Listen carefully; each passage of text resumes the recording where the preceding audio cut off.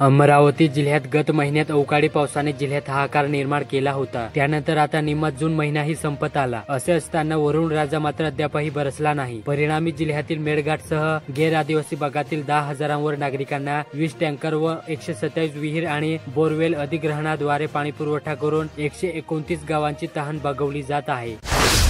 अमरावती जिल्ह्यात एका ट्रक चालकाचे अपहरण करून त्याला मारहाण करीत 27 टन तांदूळ लांबवणाऱ्या दोघांना गुन्हे शाखेच्या युनिट 1 ने घटनेनंतर काही तासात अटक केली। त्यांच्याकडून तांदूळ व ट्रक असा एकूण 29 लाखाचा मुद्देमाल जप्त करण्यात आला। या प्रकरणातील 2 आरोपी अद्याप पसार आहेत। ही घटना 23 जून रोजी पहाटे 4च्या सुमारास नांदगाव पेठ ठाण्याच्या हद्दीतील रिंग रोडवर घडली होती। अमरावती जिल्ह्यात महापालिका आयुक्त सौम्या शर्मा यांनी मंगळवारी वडाळी परिसर, चपरा Shipra road, depot road, Chaudhari चौक, विलासनगर व कॅम्प रोड परिसराची पाहणी केली। आयुक्तांच्या एन रोड पवित्र्याने अधिकाऱ्यांची बंबेरी उडाली। त्या इनएक्शन झाल्यामुळे महानगरात स्वच्छतेबाबत बराच परिणाम जाणवू लागला। अमरावती जिल्ह्यात वाईन शॉप, बार व तळीरामाची गर्दी असते। प्रत्यक्षात परवाना काढून लिमिट मध्ये मद्य पिणाऱ्यांची संख्या नगण्य आहे। 5 महिन्यात एका वर्षासाठी 76 आजीवन 210 आणि 1 दिवसाचे 564 परवाने एक्साईज विभागाने वितरित केले। ही आकडेवारी पाहता परवाने विनाच बहुतांश मद्य शौकीन दारू डसत असल्याचे स्पष्ट होत आहे। दामणगाव रेल्वे येथे शाळा प्रवेशोत्सव कार्यक्रमांतर्गत तालुकाभरातील शाळांमध्ये विद्यार्थ्यांचे पहिल्या दिवशी लोकप्रतिनिधींनी व प्रशासकीय अधिकाऱ्यांनी स्वागत केले। दरम्यान शेंदुरजार खुर्द येथे तहसीलदारांनी विद्यार्थ्यांचे स्वागत केले, तर शहापूर जिल्हा परिषदेच्या शाळेतील विद्यार्थ्यांनी मध्यान्ह भोजनात पुरणपोळीचा आस्वाद घेतला। मोर्शी तालुक्यात जागतिक योग दिनाचे औचित्य साधून 22 जून रोजी मोर्शी उपजिल्हा रुग्णालयात होर्निया, हायड्रोसिल, एम्बिलिकल होर्निया, एम्पेटिक्स यासारख्या आजारांच्या 30 रुग्णांवर उपजिल्हा रुग्णालयाचे वैद्यकीय अधीक्षक डॉक्टर प्रमोद पद्दार यांच्या उपस्थित शस्त्रक्रिया पार पडल्या।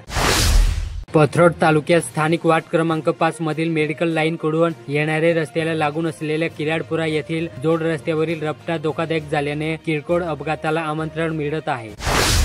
चांदूर बाजार येथे शासनाच्या धोरणामध्ये सातत्याने दुर्लक्षित राहिलेले शेतकरी, शेतमजूर, विधवा, दिव्यांग, बेरोजगार तरुण, ग्रामपंचायत कर्मचारी, मेंढपाळ, मच्छीमार आणि मागासवर्गीय घटकांच्या न्याय हक्कासाठी बच्चू कडू यांच्या नेतृत्वात 7/12 कोरा करा ही 138 किलोमीटरची पदयात्रा 5 जुलैपासून सुरू होणार आहे। अमरावती जिल्ह्यात महाराष्ट्र राज्य परिवहन मंडळाची जिल्ह्यात पहिली इलेक्ट्रिक बस 23 जून रोजी प्रवाशांच्या सेवेत रुजू झाली।